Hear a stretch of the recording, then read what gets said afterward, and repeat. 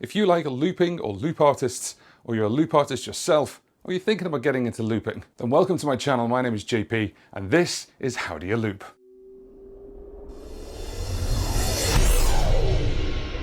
In these series of interviews, I dive into the minds of different loop artists from different genres around the world. We ask them, why do you loop? What do you use to loop? More importantly, how do you use that equipment? Ladies and gentlemen, it's Emily McVicker! Yeah! Thank you so much for having me, JP. You're welcome, it's all right. We'll let the audience know that we had a little bit of technical issue trying to get this working, but we're here now, and it's fine. It's all good. So for those who don't know, Emily, please introduce yourself and describe what you do. Hi, I'm Emily McVicker. I'm a musician and one-woman show from Seattle, Washington. I was so stoked when JP reached out to me on YouTube because I had seen all of his content on the RC600 and I had recently started making my own content about this new Boss RC600. So it was really awesome to get your message. I was like, I know that guy. I was watching your reels when I was searching for how do I get my expression pedal to work. Yeah, that's a big one. That's funny. We'll get to that in a minute because obviously there is a slight change between one loop pedal to another. So I want to talk to you about that, and we're going to go a little bit nerdy on the loop pedals, if that's okay with you. I'm sure you're happy with that. So I first noticed your I got one RC600 video and I went, what? What? She's got one? What? Has she really? And actually you did this amazing thing, which I never even thought of, which was kind of like, you did a cardboard cut out of it. RC600, can't go buy it yet. I'm getting hype, so I made a cardboard prototype. So here's our pedal. And it was really cool because it was like, how big or small is the 600? And actually you were the first one to kind of go, here it is against the 300. Right. So you've obviously done quite a bit of research in that respect. But going way back, what started you with looping? What got you into looping? So I've been living in Seattle for the last 5 years, and that's when I started looping. Before then, I had been traveling on doing cruise ships and party bands and stuff like that. Yeah. Nice. And so then here I found myself in Seattle, and I didn't know anyone in the community really, and I didn't have any gigs. A friend of mine from ships, Ellis, he suggested the RC300, and he said, trust me, this is the one you want. So you went straight into the 300. You didn't have another loop pedal before that? No, I did. In college, I had a RC20 XL. Okay, so you had the Boss family in that respect. Yeah, and I had only just played with it. In college, I was a theater kid, so I would just impress all my theater friends with like beatboxing and harmonies and stuff. Cool. But when it came to like land life, it was like, okay, how I'm going to have to find a way to perform by myself. And so the looper actually allowed me to lean harder on like my background singing chops and my beatboxing chops. And I was learning the ukulele while gigging. Right, okay. Using that looper. So but it kind of gave me the space to lean on my other talents while I figured That's some cool. other stuff out. Yeah. Yeah, there's a section of your YouTube channel when we go through it, and it's all ukulele. Like there's ukulele songs just like all being done there. It's really, really cool. You were told basically, get this. Like you trusted your friend to just say, get the 300 looper. That's it, done. How did you feel with going from the 20 to the RC300 in the form of constructing a loop? Like, was it kind of like a complete free reign, or was it just more like, oh, I've got to split things up because I've got 3 loops? For me, it was actually really organic because when I was on the 20, I already felt like, songs are made of sections, like verse, chorus, bridge. Like, how do you make something that is conducive to the whole song and not just the chorus? So it was natural, but then actually learning how to use it and designing my own system for using it was very intense and required like either intense practice or intense snapping in between. Okay. It sounds like you got to the ceiling of the 20 pretty quickly and kind of went, well, I want more than this. I want to be able to do. So that sounds like a natural progression. That's really, really cool. I mean, the only reason I could see at this point for a different musician going with the 20 or a single pedal looper is if you have a looper pedal board of many different pedals and space is an issue. But I wasn't using any other pedals, and I was just playing ukulele. And so for me to just have a couple different percussions and some background vocals to kind of highlight my harmony skills, that was a great fit for me. So you're not using anything like you just said, you're not using any other effects. So you weren't using like a harmony pedal. You're putting the harmonies in yourself and making sure that all the harmonies are you, not like a synthesized version or anything like that. I've been tempted to look at harmony pedals, but every time I've demoed them for worked a little bit with some local guitar stores, and they just never quite sounded organic to me. So I didn't want them to bastardize the actual harmonies that I was working very hard to record. That's fine. I use a harmony pedal, right? Thanks. No, Yeah. Well, if you can get it to sound natural. Oh shoot, JP, I didn't realize this was on the subs. It's fine. Prime subs. Hey, come on. I just want the prime subs. I just want the prime subs. My Twitch I don't channel. mind. Can you? It's fine, because the funny thing is, I saw it come up and I thought, I could ask a question about it, because we're going to talk about Twitch, right? So it's fine. I don't mind if it's up. I was going to show you that, but I didn't plan on leaving it up. We're doing well today. We're doing well. That's fine. Don't worry. It's fine. I can crop it. Crop it. It's okay. So looking from the 300, and we've already mentioned you've gone to the 600. So you're obviously doing a lot at home with things like Twitch and stuff like that, and we'll get to that in a minute. But for 2022, what is your current setup?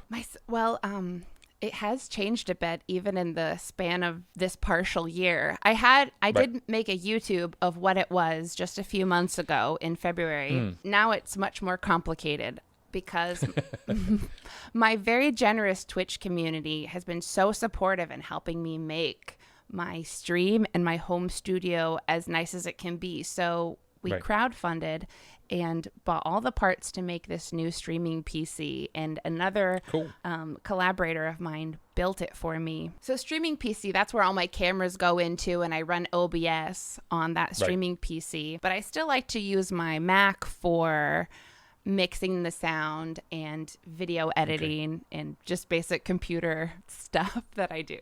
Okay, so walk me through this then. So obviously right in front of us, we can I know you play the uke, play the guitar, we've got a piano there, you can see the piano there. So all of the sounds are going into the Mac, and then you're pumping that out to OBS on the PC. Am I right with that? Exactly. And I'm fortunate, this is a really nice keyboard that has some good built-in sounds. So all of my instruments go into my looper, including this microphone, and then this microphone goes direct into my interface.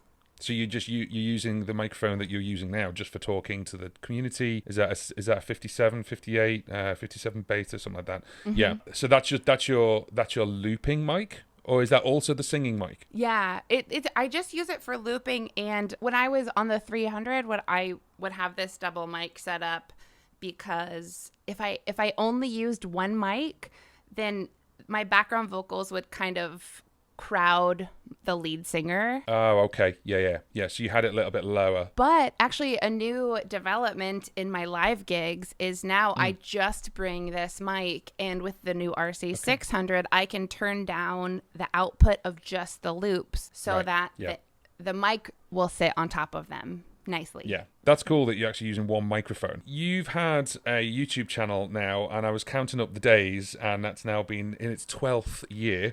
And I don't know my if you YouTube knew that. channel? Yeah, your channel's been active for 12 years.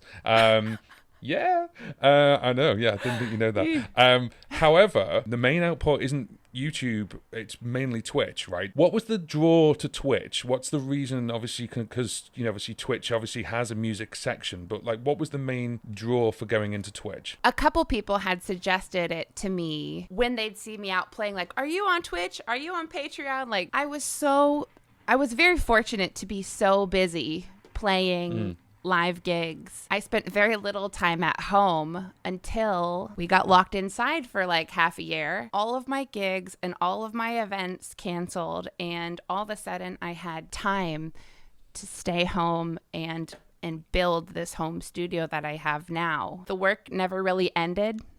I'm still building it, but it was I know able the feeling well. to grow. it did give me the opportunity to invest time in that. And I was very thankful that my community on Twitch grew at a very entertaining rate for me. I couldn't believe people were sticking around. And when I was performing live, it was very common that I would go to a bar or a pub and be in a room full of strangers or an event full of strangers. And my job was to entertain them, get them to meet each other, get them to stick around for another drink. It wasn't so much about me. I was just the entertainment. And so on Twitch, when everyone was locked inside, I would have a lot of people returning, once a week, twice a week for hours on end. Good. I really felt like I was making friends and connecting with people all over the world, which was very exhilarating. Yeah, that's amazing. And yeah, I get that. And certainly here we were locked down multiple times, and there's an income stream that's gone as well as there's that element. But also at the same time, it's kind of like what do I do? Like this is what I normally do on a Friday or Saturday night or a Tuesday afternoon or whatever. Yeah, so I get that completely. So the community aspect on Twitch is huge, right? So you've had a community aspect where you've done you've just said there you've done sort of like crowdfunding, and they've helped you like build the studio. That's fantastic. Yeah, I think I've been entertained by, it's like, okay, you want a smoother stream, we got a new computer. You want new music on Spotify, they've helped fund new recording sessions so that I can release music. And I'm very proud of the quality that I've been able to put out because it's been such a group effort. That's fantastic. So first of all, that's a huge congratulations to you, because that's a fantastic thing and something that I just simply wasn't aware of. But I wasn't aware of the huge community aspect. So thank you for letting me know that more than anything else. But that's cool. It's kind of changed the game for you, right? Absolutely. Well, and you asked a few minutes ago about my 12-year-old YouTube. Like, my YouTube used to be, I think I started my YouTube channel when I was singing in an a cappella show at Hershey Park in Pennsylvania. And for a while I was in theater, right? So I would often have to upload an audition, or it was mostly for that sort of thing. And it hasn't been since I felt like I got a little bit of a leg up once my Twitch channel started growing, that I felt like it's time to start diversifying and trying to spread the love around. The thing is, I've had my channel active since 2009. I think most musicians just go, I must have a YouTube channel, and then you upload performances once in a blue moon, and that's about it. But then, of course, when you start doing other things, it's like, oh. So, yeah, like the Twitch thing has kind of had a knock-on effect for you. Isn't Twitch a gaming platform? Yes, it absolutely is a gaming platform. Ask me how much I know about video games.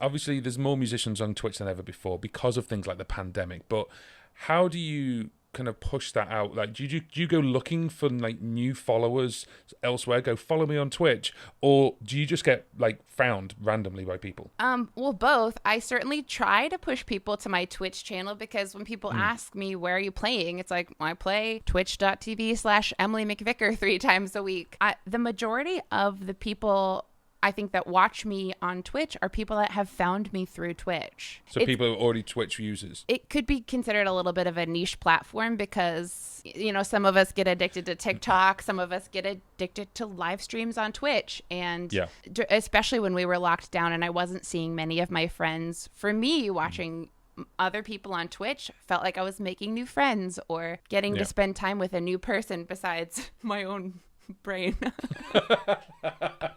I know that feeling as well. I get that. We need it. If you could give one piece of advice, looping advice, someone who wants to start looping, or they like thinking about buying a pedal or going, I've never done it before, just one piece of advice, what would it be? Don't take too long setting up your loops. I'm even guilty of that. I think every loop artist is guilty of that at some point. It's kind of negative to be like, what's your advice? Don't do this. I mean, probably a better, like, positive advice would be lean into your skills and show off the stuff that you do the best. Not what JP does, or not what, Leon Bratt does, or Marigo Music. Like, if you're a singer, do singing loops. If you're a guitarist, like, show that off, you know, because the looper really amplifies whatever skills are particular to you. You're saying, like, let the looper change who you are as a person. But but yeah, changing your performance and things like that. No, that's cool. Wicked. Enhance the performance. Thank you for that. That's awesome. Okay, cool. So let's get into it. We now have the RC600. It's no longer a cardboard cutout. Oh, do you still have the cardboard cutout? I'm just curious. Oh, yes, I do. I'm a little bit roped in. Let me go get it. It's just hanging on the wall. Cut, video magic. And that's going in. That bit's going in. Cut, video magic. I happen to have it right here. Oh, there it is. Yay, there's the 600. You were pretty damn accurate, weren't you? Like, you got it. You got it pretty bob on. I've always been a painter, but I didn't mean to go so all out. I was just gonna cut it like the dimensions and show it, but then I was like, I do have some red spray paint in the closet. You were just far too excited, weren't you? You were far too excited for your new loop pedal. I've been really fortunate because, like, I have a couple friends that work at Boss that have been following my journey, and they'll take their kids to my shows, and nice. And I'm like, hey, come on, can't you get me a free ticket to NAMM? And they're like, that would be really awesome, except for the RC300 sells itself, and we'd have to come out with a new looper in order to hook you up. And so when the new looper got announced, I got a text message that day, and I was like, this is perfect. I happen to be free today. I'll just do a whole music video on fake getting one. That's brilliant. So you're going to NAMM? Are you going to NAMM? No, I don't. They didn't call me yet. Yet. Yeah, that's the thing. Yet. That's it. It's not what you know till you know. So you got the Real 600, obviously. That's at your feet right now under the piano. Is that correct? Yeah. Okay, cool. I've called it before a fundamental change in looping, because you've always had a loop pedal and gone, that button does that. Live with it. And you've got to actually get around that, and you've got to do it the way it's been programmed. Now it's kind of like you've got 9 buttons and 3 modes. You can do whatever you want, which is so unbelievably cool, but it's also tempting to mess around with it quite a lot. My first question with all of that is, have you changed anything yet? And if so, what? Yes. Not too much drastic stuff. So okay. I like to play my looper like it's an instrument. So okay. I don't do too much fancy stuff with it. I know I make it look fancy, but but I try to use it pretty basically. So the only thing I did was they had the all start, all stop button like way far away. I am a lady and I like to wear skirts sometimes when I perform, so I don't want to be like doing that when so I moved that one to the center. So did you move it to the track select button? What was the track select button? Is that what it was? I taped over it. Oh, okay, let's talk about that. So you've taped over what certain ones are, right? Yeah, so I think I'm trying to say pedal switch number 7. 7. Switch. Let's go with the numbers. So the top one on the left-hand side is the switch number 7, right? Yeah, because and that's not a bad spot for it because it's like in the middle, and I won't accidentally step on any of the buttons. And are you using the modes? Yeah, are you kind of like switching through the modes, or are you just sticking to 9 buttons? A little bit. I'm for the most part, I'm sticking to the 9 switches because, you know, there's been times where I've experimented with getting like sample pad or like new toys to add to even the old pedal. And what it did was when I was messing with my stuff too much, it took away from connecting with an audience, and I would make less money. So less pedal dancing and more performing. Is that what you're saying? Yeah, it really emphasized how important it is to make the performance about the connection. Even though I like the cool sounds that I can make, other people don't care. I do use like sometimes some extra loops if I'm really improvising and making it silly. I'll add more, but that's not a normal thing because it just takes too long to record all that. And I record everything from zero. I don't have pre-recorded stuff. So yeah, so it's all zero. You're recording it all on the fly, like all live in the moment kind of thing. Right. Now, I did do a video on the effects because I like how the effects sound. They take a little long to get to, so I did get an FS6. Actually, it's being custom painted right now. Really? Cool. What color? It's half pink, half yellow, and I was sent it by the founder of a really important nonprofit organization called Navajo Strong. The founder of that organization liked my music and sent me this pedal, and he wanted me to custom paint it, so I'm doing it. Perfect. That's fantastic. Wow, that's cool. See, that in itself, like I've got an FS7 pedal. The end. Yours has got a story like that. Yeah, that's really cool. Well, it's just like, yeah, I got an FS7 pedal and it works. Like you've now got a story behind your pedal and your custom paint. Maybe I should paint my FS7. You could. There's not a lot of space, to be fair. It's quite minimalist, but I always keep thinking about, like, maybe I should neon paint my expression pedal or something. But that's just me being practical, not being artistic at all. I like Anyway. it. Make it your own, I say. With that pedal and, even my computer that I mentioned earlier, it's been really important to me to appreciate and thank these people that have been literally helped me keep my head above water and helped keep my music on the output. So even on my computer, I custom painted, I can send you a picture of it. I custom painted the side of it with all the screen names of people who contributed to buying it. That's fantastic. That's really, really cool. Actually, that you just literally triggered and reminded me of one of your videos. She's got a chair, and on the back of the chair, she's written down everyone who's contributed to her. It's really cool. It's a really cool way of just saying thank you. That's Megan Lenius. She's a huge Twitch streamer, and I've gotten to meet her in real life, and she agreed to come on my channel. It's like, I don't know how else I would have ever gotten to meet someone like her. Were you a bit starstruck then? Twitch struck? Maybe. I was just very flattered that she was down to clown.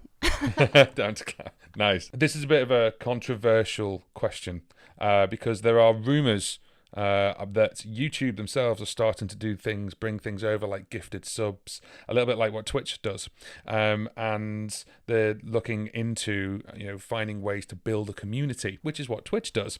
Right. Have you ever thought of jumping ship?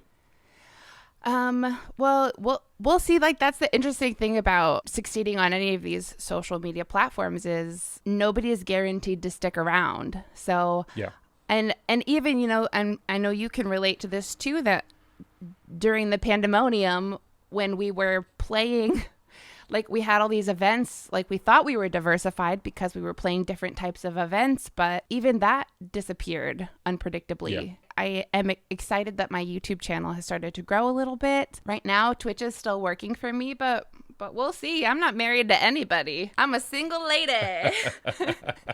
Nice, fantastic. And I'm dating. I'm looking. Ladies and gentlemen, she's looking. So anyone in the Seattle area, she's sleepless.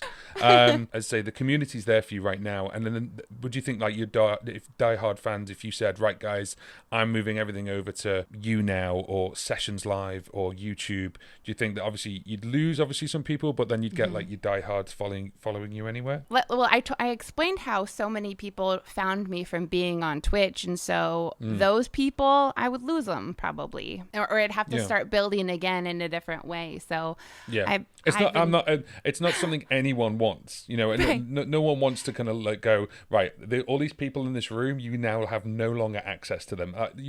No musician wants that. That's exactly what happened to us in the pandemic with live gigs, right? So it's just a very strange time at the moment when different companies, corporates, are obviously taking over from one thing to another, and it's affecting you and me, and right. it's like, we don't own Twitch, we don't own YouTube, we don't own Facebook, we don't own Instagram, but then we need these platforms to be able to build our successes. Yeah, if they work and that's a good partnership, then you want to hold on to it as long as you can. Just make sure that you're doing content that's authentic to you and that you enjoy making. And the thing that Twitch has helped me do is just practice relating to people on a digital platform. And I think it's my YouTube channel was like just dormant for 10 years until I started getting practice doing digital stuff, and now I think I'm better at that now. That's cool. And that's it. It's just learning new skills, I suppose. Going back to Loopy Loop Loops,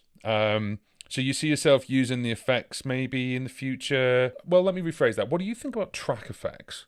I think that could be a good idea. However, for me, I don't know how I would implement that. So it's on the back burner, but it's like, is it something like you think, oh, I could put like a cool slicing effect on something, or is it that just too extreme for like the music you're doing? The reason that I am a bummer about that suggestion is because I don't usually have just one instrument on a track. If it's a chorus, I don't need the chorus bass to be separate from the chorus background vocals. So I put those both on the same track, and I wouldn't want to put a slicer through all of that. It would be too much. Yeah.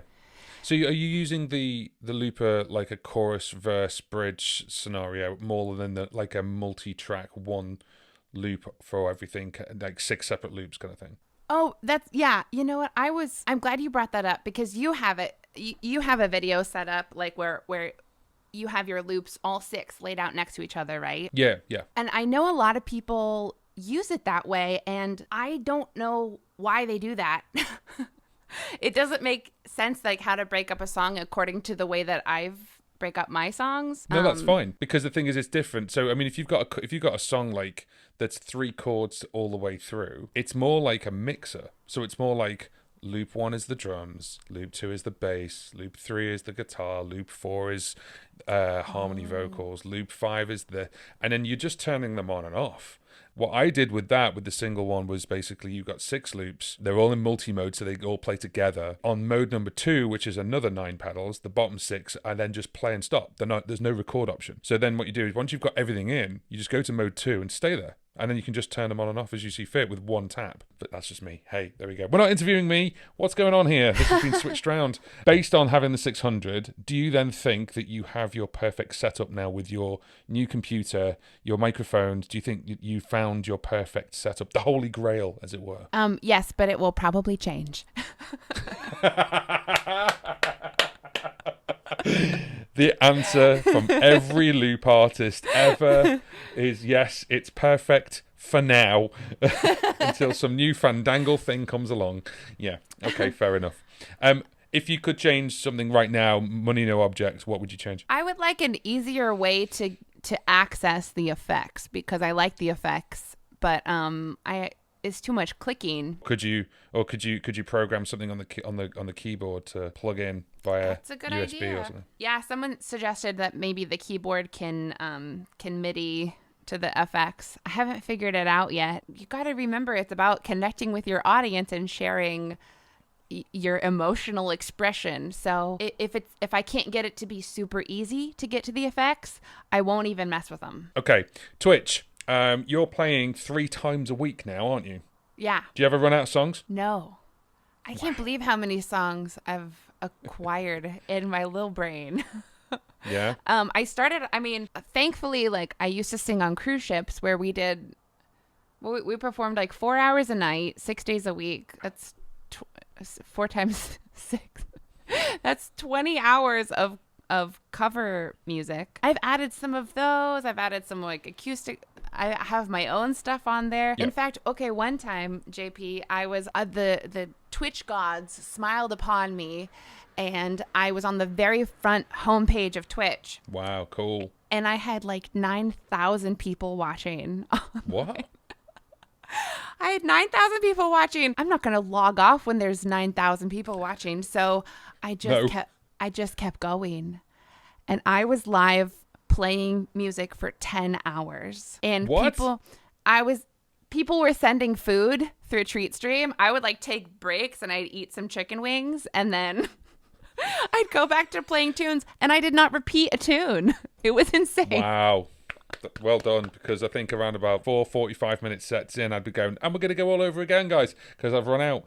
That's incredible. That's incredible. The weird thing is that going for 10 hours as well, it's kind of like Big Brother music stream. That's kind of weird. That's amazing. That's amazing. Well, first of all, well done. Having 9,000 people on stream watch you. That's so cool. You know what? It happens when you least expect it. You can't enough. predict it when you're in the internet. It's like being in the jungle. You can't make plans. That's life advice right there from Emily McVicker, ladies and gentlemen. From my days in the jungle. Wow. Well, you've got your chops from kind of like playing, as you said, like, hours on end, sort of like, doing that on cruise ships. So, and obviously being a natural performer as well, that's you've got that obviously down, and that's cool. But for like 10 hours, man, and the fact that like people are watching you eat chicken wings, that's Excuse me. I'd be like, I'm turning the camera. You don't want to see this man eat. No, that's not pretty. Well, it's not all. I mean, I was playing a lot of covers and taking requests and stuff too. But a big part of my show as well is I do a lot of improv, where when people gift subs or cheer or do crazy stuff or raid in from another channel, I'll do a little improv song about them and appreciate them and thank them. One other thing I had a question for as well regarding that, actually, I'm glad you brought that up, because one of the things I've really noticed about your channel is that every little piece of music has come from you. And I'm not just talking what you're playing, I'm talking about your intro, the backing track, the vocals are actually you in the background, and there's so many little tiny little pieces that you string together on your videos. Let's unbox the RC600. You made a song out about that. Let's unbox the RC, and I was like, that's cool. Is that kind of like come from like, I need a song, so I'm just going to throw it in? Or is it just a case of, that's just how I do it? Yes, a little bit of both. I've become very, very flexible with improvising and like not being afraid to be silly, I think, because of all that practice on Twitch. I don't think loop artists take themselves too seriously, to be fair. Like, none that I've come across are like, I loop. Well, there's this art stream that I've been following for a few years now called 1000. He's fabulous, and he's a mural artist, and he documents his process about, you know, how he works and how stressed he is trying to like get it done. But his background was in music, so I noticed that he would compose a soundtrack to his whole process. Like, he's like gessoing a board, and he's like, gesso in the board, gesso in the board. And okay, so he's commenting what he's doing, but it's a musical piece. Yeah, and I thought that was so brilliant. I just wanted to see if I could do that too. And I think I found my own voice. Mine are not like just like his or anything, but I was so inspired by 1000. I highly recommend him. Cool. Fantastic. No, that's great. And to answer that question, yes, you definitely have found your own voice, and you've definitely got a fantastic style. It's really, really inspiring to see basically so much music coming out of one person. So that's just incredible. So thank you for that, because it is highly entertaining, as opposed to me going, so let's go over to the looper. Come on. And you're like, let's go over to the looper, and just like, and it's like, that's so cool. It's so different. But you know, I really love going to your channel because it is so helpful and to the point, and it's technical when I am not the most technical person, as you've discovered by all of our technical difficulties this morning. But I felt like I really could make videos with a very pragmatic approach for people that might be overwhelmed. And I kind of just want to be like, don't worry about all that overwhelm. Let's get to music. Like that's what I do. There is that need to just get, as you say, get back to the music and just play, man. Just go for it and just see what you can create out of it. So yeah, I get that totally. I understand that totally. That's fantastic. Yeah. Right then, so where, other than every streaming social media platform on planet Earth, but where can people, we're watching this right now, find your music? Well, it would be really helpful if people could find me on Spotify or wherever you stream original music. My passion is writing songs and performing. If you want to join my email list on my website or follow my YouTube channel, all that's good stuff. Cool. Name it. Say it out loud. YouTube.com/Emily McVicker Music. I believe you've got something to tell us. Last month, I did start my very own Patreon where people, whether you follow me on Twitch or any platform, if you want to support a local independent artist like me, local to Seattle, not the UK, obviously. Local to the world. You can find me on patreon.com/Emily McVicker, I think is the URL. And every month I provide perks, exclusive downloads, in real life experiences that I share with my patrons. Fantastic. Thank you so much for that. That's great. We'll put that on the screen right now. There we go. And then obviously we'll get everyone following Emily McVicker. Fantastic. All that remains is to say thank you very much to Emily McVicker. And everyone go follow her right now. Thank you so much for having me, JP, and dealing with all my technical foibles. Don't worry. Fantastic. Now, a couple of things before I go. Don't forget to pick up your How Do You Loop t-shirt or hoodie. I'll put that discount code on the screen now. And it's gone. The link for picking up the t-shirt is in the description box below. As always, if you have found the content of this video useful, then please give it a thumbs up. It helps me, but it helps push this video out to other people who might want to watch it. Subscribe to the channel, click the bell, and then you'll know when the next video goes live. Thank you very much for watching, and we'll see you on the next one.